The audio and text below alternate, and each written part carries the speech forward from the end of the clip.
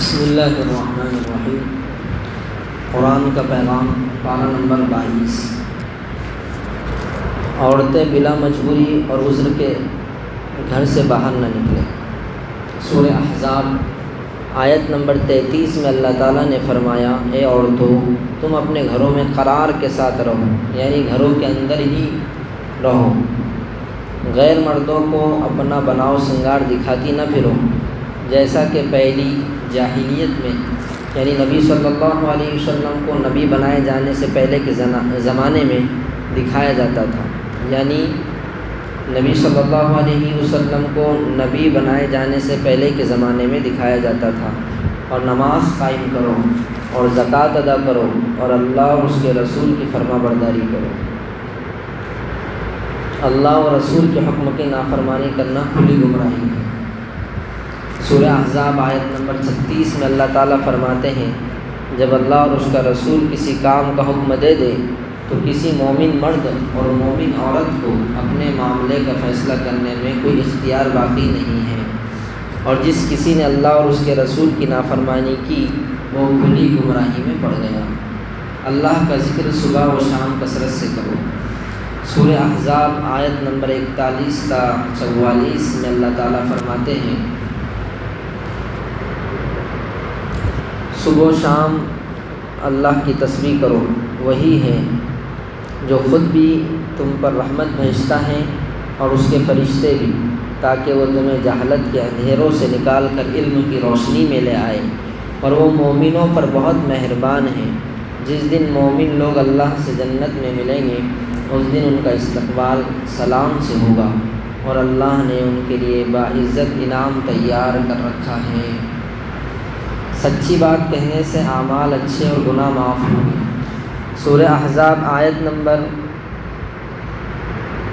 69 تا 71 میں اللہ تعالیٰ نصیحت فرماتے ہیں، اے ایمان والو ان لوگوں کی طرح نہ بن جانا جنہوں نے موسیٰ علیہ السلام کو ستایا تھا، پھر اللہ نے ان کو ان باتوں سے بری کر دیا جو ان لوگوں نے موسیٰ علیہ السلام کے بارے میں کہی تھی، اور وہ اللہ کے نزدیک بڑے رتبے والے تھے۔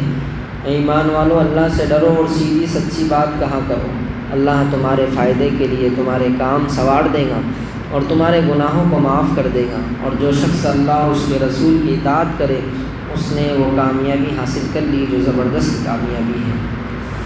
نیک کام کرنے والے مومن بندوں کے لیے جنت کے بالا خانوں میں گھر۔